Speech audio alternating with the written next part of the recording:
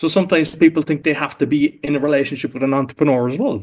So that's, you just have to look what works for you. Welcome to Unstoppable Podcast with Harry Sardinas, inspiring conversations with influential millionaires, investors, thought leaders, entrepreneurs who are making a massive difference with their innovative products and services, and sharing the challenges and wisdom of how they sold their first million.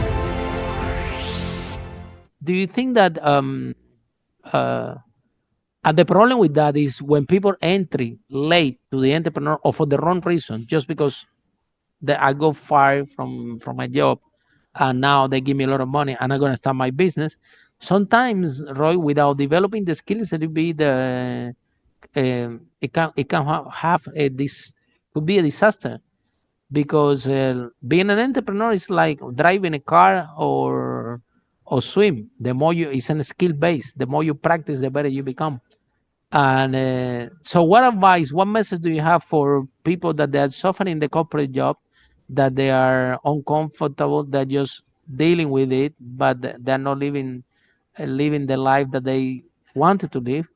But again, what would be the perfect transition for them? Before I answer that, I want to just touch on something that's important, because I know a few people that have done this when they went out, because some people have high positions in a corporation and they assume that they're important, and they get a reality check that the calls don't get answered. People that they thought were their friends because they were their friends because they wanted business through the company. And that's a very important one. You think that there's people have your back, and because you've got a good relationship, you have a good relationship because they're greasing their palms to get in the door and get business from you in that company. So when you come out, you have to understand that. And I remember when I was working for that company, they paid me to do loads of things. I had a diploma, I'd done another diploma in project management, the PMP and all that. They paid for it. I done about 20 different things. Did I do it for them? In one way, yes, because I was actually doing very well, making a lot of profit for them. But I always also knew for you, yeah. When I leave, these Getting skills are not something that they can just pass to the next person that takes over from me. I have them skills. So that's why I kept investing myself. So that's what I would say. If you're working for someone and they're happy to pay, sometimes what they'll do is they'll pay half, and if you pass it, they pay the other half, which is fair enough as well, because sometimes people, they just don't even pay attention. They just think, oh, I'll just do this course and it'll be great, and they don't really care. They don't put in the effort. So if they're paying half and then when you pass it or whatever, but invest in yourself, and if they'll cover that. But look at everything that's needed for the business that you're going for, and just you can listen to audiobooks, you can listen to the podcast, and I mean, for me, sometimes people say I don't have time. I listen to everything at by 2 speed. Some audio, sometimes the book, I can actually understand up to 3.5 times with some people on Spotify. If it's a video, the max they'll allow you is 2. In YouTube, the max is 2. BitChute goes from 2 to 4. I wish they would allow you to go 2.5, because once you go up, and it's strange when you're actually listening to something that say 3 times, and then you go back to 1, it sounds like they're talking so slow. So you can actually maximize your time. And by just doing that, then you're compressing everything, you're getting more knowledge, and just surround yourself. I mean, if you're hanging around with people that are just complaining about the world, you're not going to get much knowledge. Have friends that are entrepreneurs. All my friends are, every time I go, no, even my ones. Yeah, you're talking about crypto, you're talking about what's going on in the world, and you get excited by what they're doing. So have friends as well. Make sure your circle is the right circle to be around. I think, Roy, yeah, that was one of my first challenges when I become an entrepreneur, is that then I'm going out with my friends and nobody cares. Everybody is talking about the things I care about. Everything that they're talking. When I start to talk about my business, about my clients, about what I'm doing, nobody really cares. So I'm thinking, oh my God, this is not. It seems that I'm gonna need to change my group of friends. Today, all my friends are entrepreneurs. All businesses. Even in this podcast, we interview already over 500 million, and this is all the people that I'm spending time around. And again, it's brilliant. Everybody doing exciting things. It's a very, but if you're in business, how good is this, or how true is this, Roy? That that if you're an entrepreneur, okay, how good is for you to start to be surrounded by entrepreneurs. I'm telling you this because in this podcast, one I got an interview from one guest telling me the story of one of the clients where the person he built the business, okay, and he want to sell it for multi-millions, okay. He got an offer, and the person doesn't want to sell the business. He said, and they're paying good. So then he said, no, I'm not sure about this. Then the company offered more money,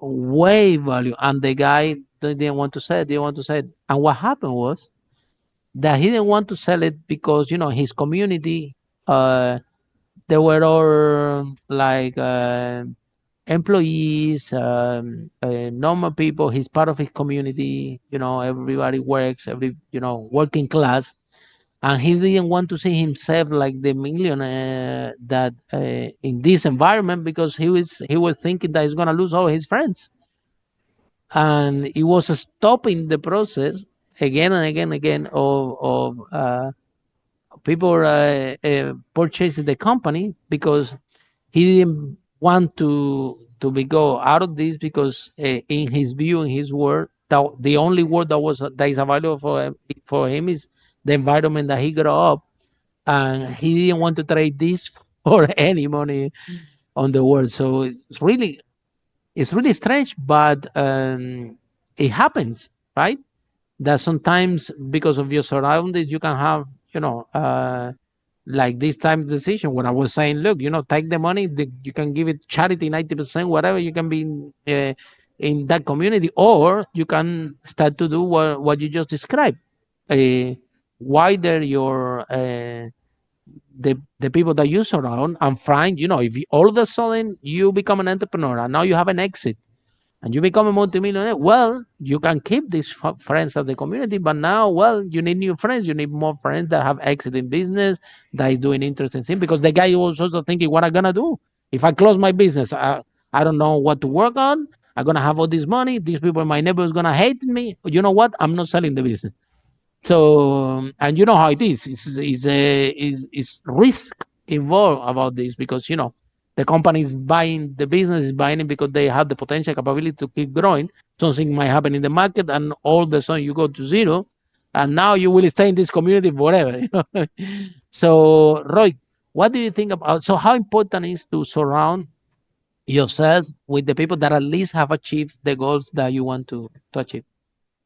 It's very important. And based on what you've just said, if people look back on the companies that they've been working in, you might connect with everybody, but how many people do you keep in contact with once you go on to the next job and the next job? It's kind of an association with the company. I mean, you stay in contact with some that you can build good friendships. So people that make a decision like you've just discussed, you never do that. Like, and even if there's a business partner and one wants to sell and the other doesn't, do like a Texas auction where you put the price on the table and you either buy me Mm-hmm. with the price I've offered, or I buy you out because I'm only going to put a fair price on the table then. Because if I put a measly sum, you go, Grant, I'll buy you out for that. And Mm-hmm. if I put a decent sum, so I think with that, regarding surrounding yourself with people, like, so I know a lot of people will say, but I don't have people like that, which can happen, right? You can grow up and, they're all employees and they just, like it's watching Coronation Street or EastEnders or one of these kind of things that's their topic of conversation, watch the match, what's happening in the match and just complaining. Go to BNI meetings, business networking group. You start meeting entrepreneurs. Go to Mm-hmm. Chamber of Commerce. Just Mm-hmm. even Toastmasters. You go to a Toastmaster, practice your speaking skills, but you will meet a few entrepreneurs there. You Mm-hmm. just Mm-hmm. keep going to different events, even like, whatever event is there, franchise event, go and you start connecting with people, and then you start liking somebody, and then once you're sharing as well, especially in the BNI, BNI is a great model. Like it's like because Mm-hmm. you're doing the real estate. Say I'm an insurance guy. We're helping each other, but at the same time building relationship. And Absolutely.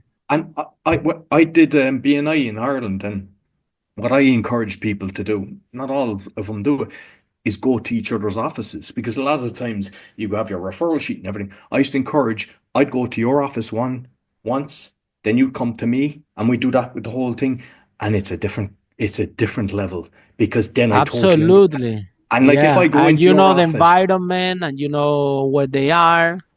yeah. And Because there's another side with that. If I went in to somebody and I just see that they don't treat their receptionist well, exactly, I exactly. don't want to be You giving him cannot business. refer. Yeah, Exactly. no, you go, this guy has a bad attitude and everything, but there's other times you just see people, they look after everybody and it's just a beautiful environment. And you go, I like what this guy is doing, and you want to support that. And so no matter what you think your contacts are, all you have to do is that, like, you can buy books on, even the guy that founded it, he's created a book on it. There's loads of people will tell you what to do, and all you have to do is go out and do it. Everything is simple. It's not a case of this is difficult. It's just a case of actually making a decision. You do Mm-hmm. it or you don't. Come Everything is easy. And if you want to be successful, do it. And like in the household is another thing. Like, it doesn't necessarily mean that you have to have an entrepreneur partner, and if you don't, it's okay. And sometimes it's good to have escapism as well, that you're not just talking about work all the time. So sometimes people think they have to be in a relationship with an entrepreneur as well. So that's, you just have to look what works for you. Mm-hmm. Follow us for more interviews with world's most influential, audacious entrepreneurs that overcame challenges and adversity, providing you with the blueprint of how they sold their first million so you can grow your business exponentially.